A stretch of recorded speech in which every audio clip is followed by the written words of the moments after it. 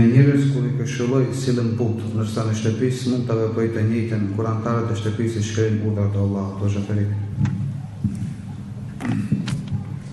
Kjo do të më konë në të kundër në këta.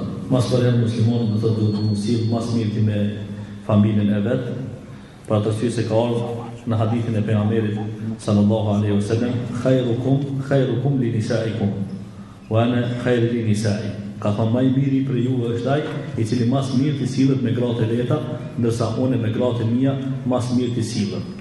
E ka përmend pejgamberi sallallahu alaihi wasallam punën e gruas për atë arsye se gruaja është, çish më thonë ai, direkti I shtëpisë apo shtylla e shtëpisë. E pastaj do thotë vinë mas gruas, vinë fëmijët e kështu me radhë.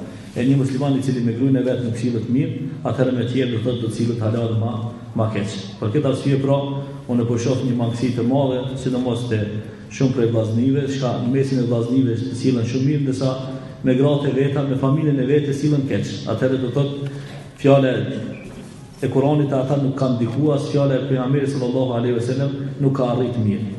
Për atë arsye pra, duhet këtë çështje ne muslimanët me përmirësu, do thotë me usjell mirë mas bariherë në familjet tona, se thirrja e parë është wandur ashiratakal akrabin, do të dosh me thirr mas bariherë familjen tonë.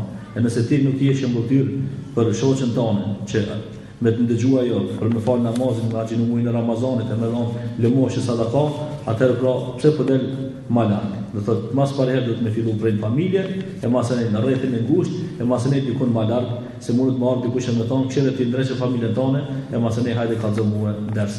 E për mos më ardhër të kjo, mas bariherë do thotë duhet me rregullu familjen tonë.